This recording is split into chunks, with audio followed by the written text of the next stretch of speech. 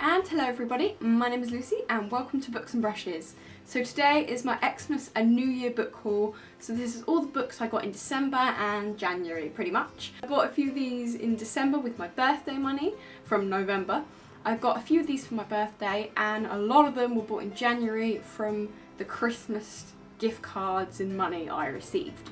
So that's why it's an Xmas New Year-ish kind of book haul, because a lot of these were Christmas presents which I bought in January. That makes total sense, so let's get to it. So I was in Waterstones and just bought some books randomly at the beginning of December.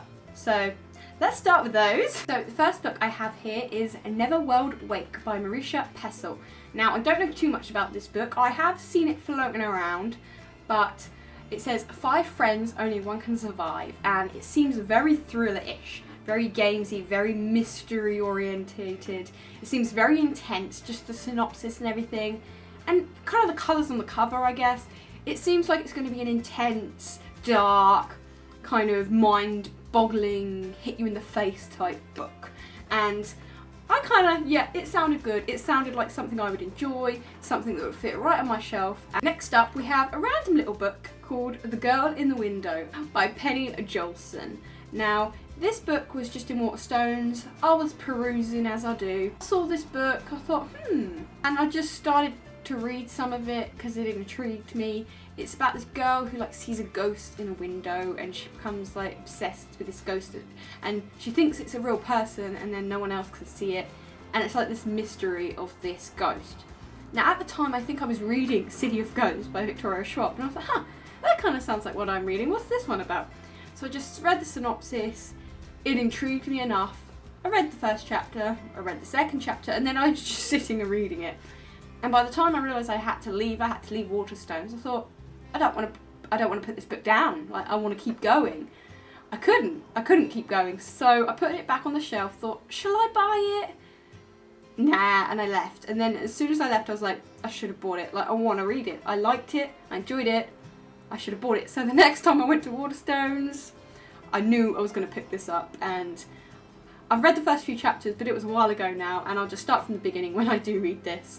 It should be a nice, fun, mysterious read. I think I will really get to this soon because it's still kind of fresh in my head, and that mystery is still plaguing me. I only got 4 or 5 chapters in or something, and I want to know. So yeah, I think this will be a fun one. It's something different. So I mean, I don't have a lot of that kind of stuff on my shelf, and I'm really filling out the genre areas in my reading taste. Next up, we have a book that suddenly just appeared out of nowhere for me, and that was Mortal Engines by Philip Reeve. I went into Waterstones and all of the books were on the table, all of the series. I'd never seen of them before. I'd never heard of them before. In fact, when I first heard of this book, I thought it was another Mortal Instruments book, because obviously it sounds quite similar, Mortal Instruments, Mortal Engines. There's a similar vibe that I just assumed it was something to do with Cassandra Clare and the Shadowhunters, which I don't read, I don't know anything about all of that. So it didn't really click for me, I didn't even register it. And I saw these all in Waterstones, and at the very same time I saw all this hype for the movie. The movie just came out, Mortal Engines, and it seems to have an amazing cast. I saw Robert Sheehan's in it, which sold me immediately because Misfits is one of my favourite shows. And suddenly I was like, whoa, where did this book come from? And it seems like this cool dystopian about the city of London actually moving, and all the cities move, and battles happen as they relocate, and the concept sounds interesting and different, something I haven't read, and I don't know how it didn't appear on my radar before now, but it is. I've got the first book, and if I like this, I definitely will watch the movie and get the rest of the books, and hopefully this will be a new series that I can really get my teeth into and enjoy. This next book I've been meaning to buy for forever. It is a book that's been on my to-buy list for a couple of years. It's ridiculous. Why haven't I bought this book till now? I'll tell you why. I'm a cheapskate, and I tend to buy books that are discounted or on offer, and this book just never was. And in the end I just had to go, Lucy, just buy the damn book. So I did. 6 of Crows by Leigh Bardugo. Why am I so late to this? I don't even know. I need to read this. I need to read Crooked Kingdom. They sound amazing, and the hype for them is really real. It sounds like Leigh Bardugo's best. It sounds like the best of her work, and yet I haven't read these. I've read The Grisha. I put myself through that. I really, really need to read these. What everyone's been saying, I think I really, really enjoy these. It's a thick book. I just can't wait to read this duology. So I bought Cits of Crows, I did it. Why I didn't buy it sooner is a mystery to me, but here it is, yay! Now that's all the books I bought before Christmas. Now we got into the Christmassy haul, which I bought in January. So all the gift cards people gave me, everything like that. This first book, however, though, was one that my boyfriend got me because he's the best and he knows my book tastes probably better than anyone because he lives with me. He lives with the shelf and he hears me talk about books a lot, and he knew one key piece of information about me, and that is my favourite author is Neil Shusterman. And I did kind of give him a big list of things I might want for Christmas on like an Amazon wish list. And I said, just pick anything, and he picked books. The Skinjacker trilogy by Neil Shusterman. Now, as you know, I love Unwind to death. I've got the Scythe series, I've got Dry. These are all his like newer releases. I have not backdated, I have not gone and read his older works, which makes me ashamed. I am like his biggest fangirl, and yet I haven't read all of his previous work, which seems stupid and crazy. So I've been meaning to get his previous work for ages, and this is a trilogy of 3 books that I've been wanting because this is very dystopian. It's very up his and my alley, and I just thought if I'm going to backdate his work, this is a great one to start with. So I have more Neil on my shelf. Even if like I don't get to this soon, it's there and I love it, and I can't wait to read it because I will be more of a Shusterman fangirl the more of Shusterman I read. It's not just looking forward to the new releases, it's going back to the ones I never got to and never knew. So I can't wait for this, and I just hope it's good. Like, I don't expect it to be Unwind. I don't expect anything ever to be Unwind. It doesn't have that high of a bar. It's like, I think it will be great, and I hope it is. And I mean, it's Neil Shusterman, it can't be bad. It can't be. First, the synopsis does really sound good. It sounds like Shusterman. It sounds gritty and morally dense, and I just... So the next one was the only other book I received for Christmas. Now this one is a little bit of an interesting one. Let's go back, story time. I asked for this book a few years ago from my mum, and I really wanted it. I asked for it from my mum, my dad, and my nan and granddad. Didn't get it. Asked it for birthday, asked it for Christmas. No one got it for me. The next year I thought I'd try again. I'll ask everyone for this book for my birthday and for Christmas, and I didn't get it. I was thinking, yeah, they're not listening on this one. They just don't want to get me this book. So a couple of years later, I bought the damn book and I read it last year in 2018, and I really loved it. So for 2018 in Christmas, guess what my mum bought me?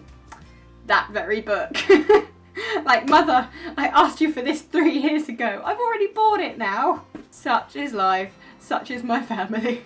And so that book is a book I love, by the way. Miranda Hart's Peggy and Me. Now, she got me the hardcover. I have the paperback.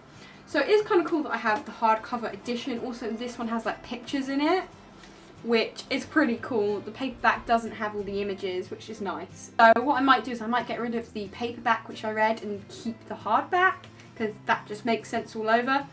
But it is a duplicate that I have. So now I have a paperback and a hardback of this book. So thanks, Mum. You did good. You did good. And now we're on to the gift card portion. So people got me gift cards, people got me money, and I skipped on down to Waterstones and spent it. Well, kind of. I'll get to that story later. But here's all the kind of Christmassy money books that I got. First off, I completely caved and bought the special Waterstones edition of The Hate You Give. Now, this book has been massive, like the biggest hyped, most award-winning, most read, biggest on the book list, massive movies being made, hype of a book that there has been in 2018. The Hate You Give by Angie Thomas has been massive, and what with the movie coming out soon, the hype is real. Now, I'll be honest with you, I thought, oh wow, that book sounds cool, but doesn't really interest me, don't really have an interest in reading it.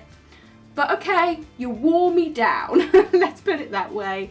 And what with me trying to expand my reading taste, I thought, you know what, I have read a few contemporaries that I've liked. I do like the idea that, you know, her friend got shot needlessly. That sounds really bad. But her trying to fight that justice and just living this dual life, I thought it's grown on me. The idea has really grown on me, and first of all, these sprayed edges. Yeah, so I wasn't initially like, wow, that synopsis sounds amazing, but with the amount of people saying how great it is, and with the movie coming out, which does look really good and I want to see, I'm thinking, I can't see the movie first, I just can't. So I bought the book, and I just hope it lives up to the expectation of what everyone's giving it. I'm going to try not to set it too high of a bar, like, it may be everyone else's thing and it may not be mine, but as long as it's a good story, like, I get the moral of it, I understand completely why this story needed to be told.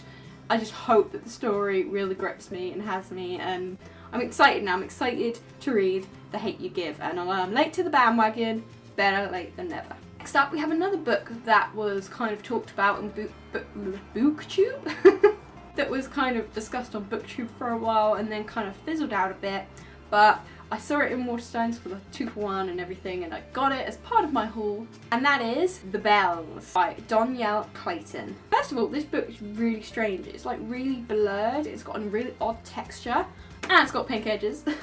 Like, the edges are a thing now. This was a book about beauty and about these like almost magical women who can help improve your beauty, and there's like this big contest to have the royal belle. Like, these beauty women try and compete to be the royal belle, which is like the best one there is to tend to the royal family, and this one belle gets it, and it's like, you know, castle politics, and it's not as glamorous as she imagined, and yeah, it seems like a really weird and interesting concept to have bells which give people colour and beauty.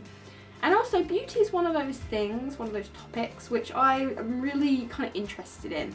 I know it sounds strange, but I just think there's so much moral depth that can be gleaned from the idea of beauty and vanity and what is it, and I mean, I'm an artist. Yeah, I love books, I love words, I love thoughts, I love things that are deep and meaningful, and yet I'm an artist. I love the visual aspect of things, and that's like a clash in my own personality, so I am always interested in beauty. I know I'm kind of ranting now.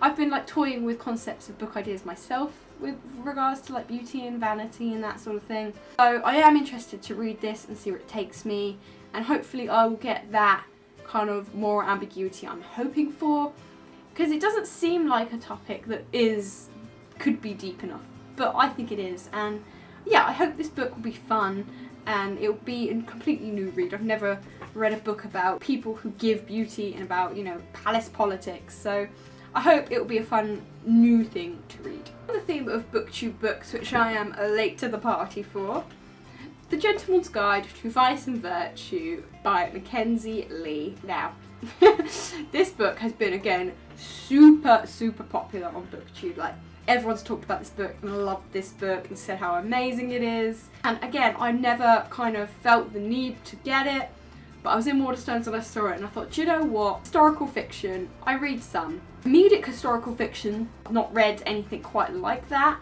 And so I read the first chapter and I thought, do you know what? This is going to be a fluke, just impulse buy. I'm going to buy it and see what it's all about.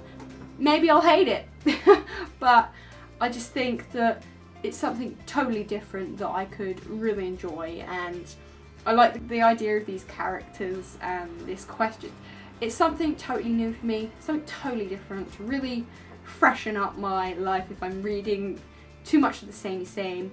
And it has got a lot of good hype and reviews, like everyone loves it, so it can't be terrible, can it?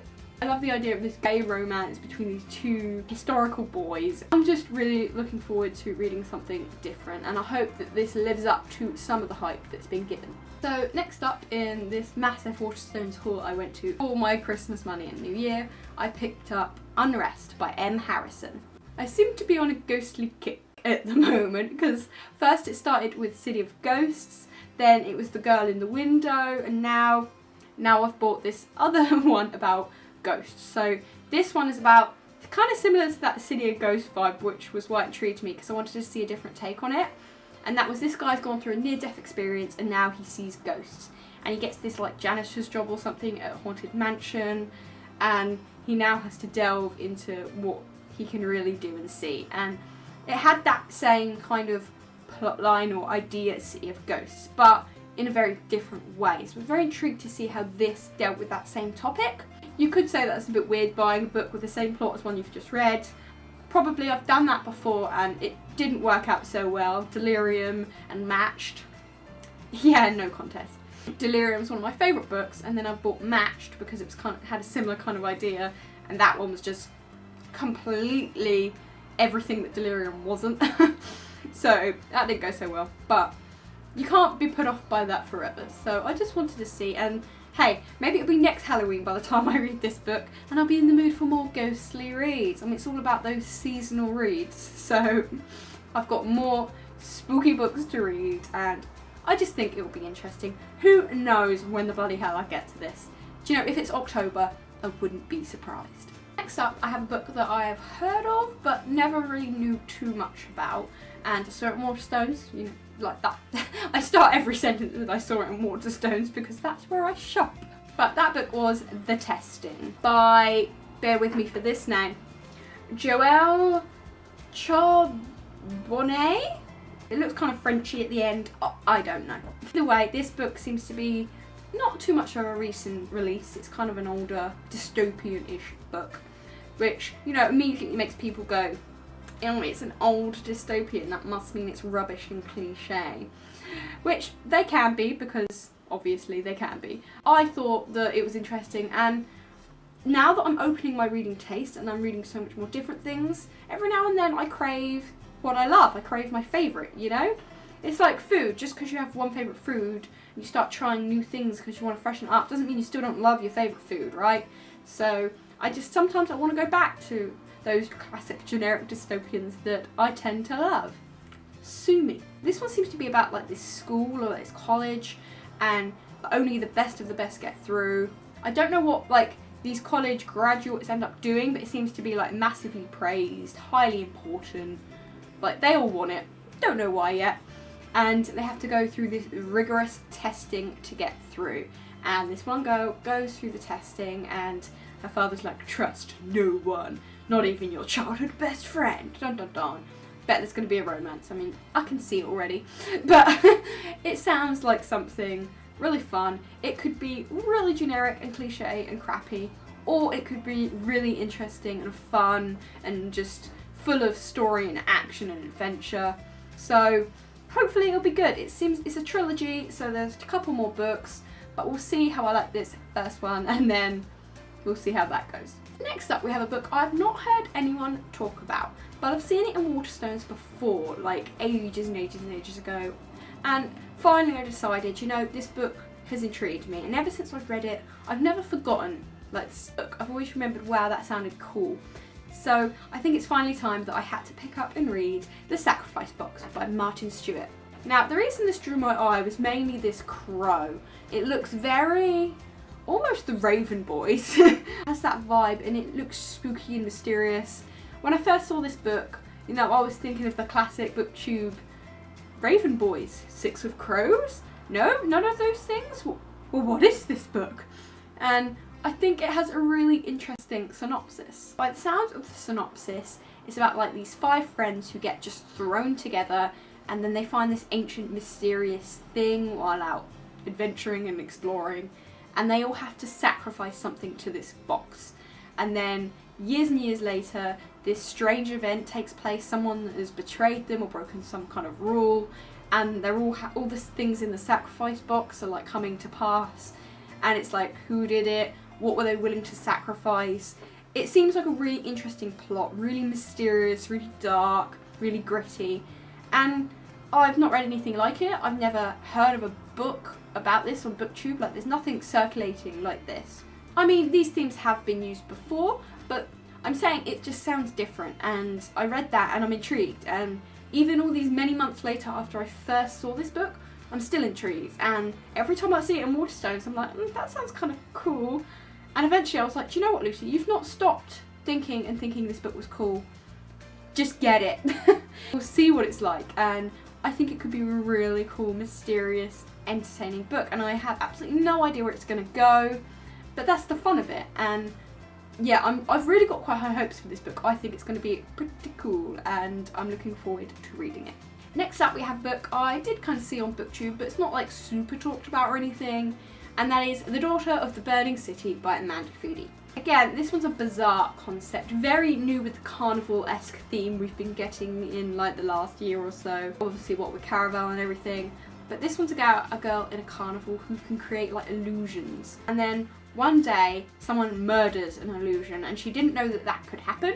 Like, these illusions are a part of her, like they're her creations, and she didn't realise that they could be murdered, and it's like they're threatening her family, and it's like all these crazy mysterious things are happening in this carnival, and she has to get to the bottom of it and save her illusions and herself, and it just sounds really strange and different, and I'm like, how can you kill an illusion? I want to know what these illusions are. What do they do? Like, who's doing it? Why?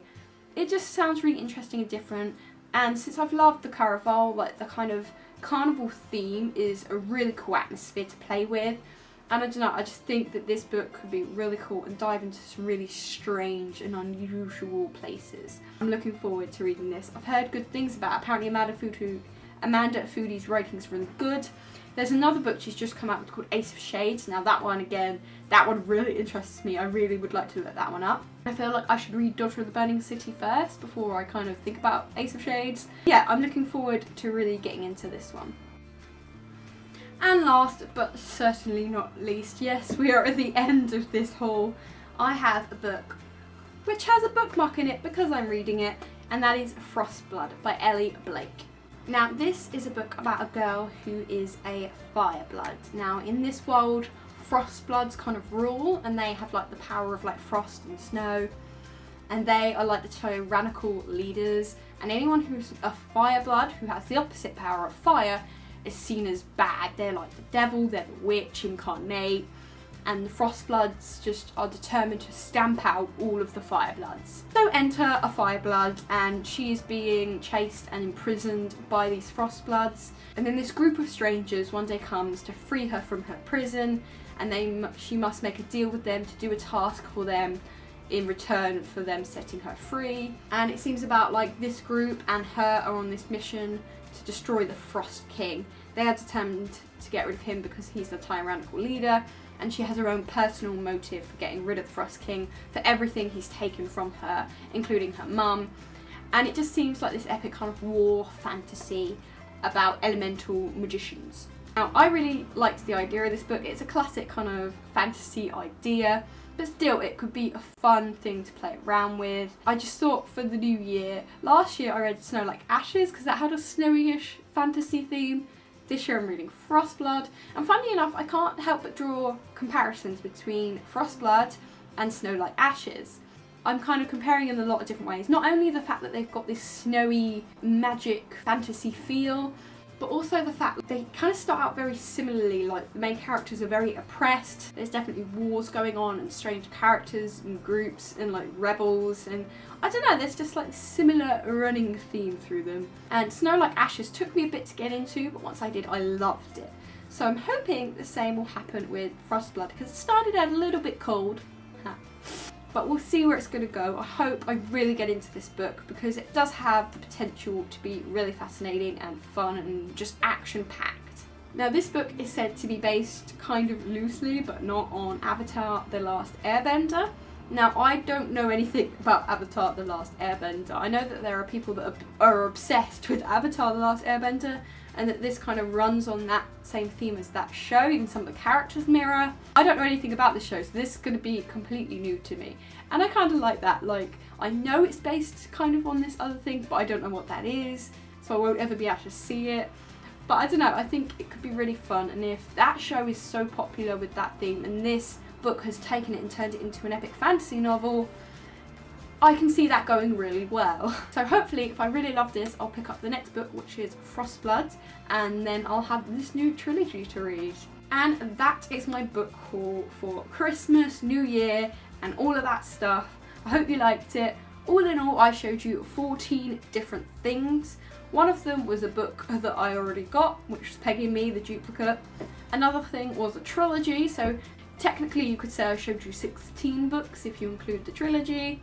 Either way, I think that was a pretty good book haul. And fun story, I didn't even spend all of my Christmas money. Yeah. See, I went into Waterstones with all my calculations. I knew all the money I had to spend on gift cards.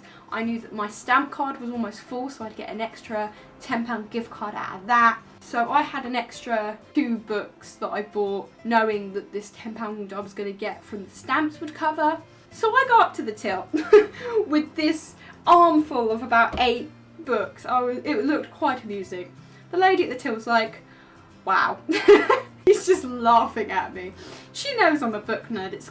We're obvious to spot when carrying books. I know what I'm doing.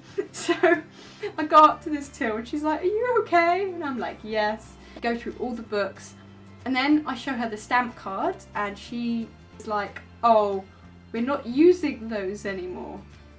Now my heart breaks a little bit because I was expecting a £10 gift card out of all these stamps. I spent a while collecting all these stamps and then just when I get them, they go out. But she says, oh don't worry, we're going to like electronic cards now, like roll cards. Instead of just like a paper one with the stamps, it's like an electronic card. So I was like, okay, that's not so bad. And she was like, but unfortunately you can't use it today. That £10 that I was expecting to be covered, I still have, but I couldn't buy it that day.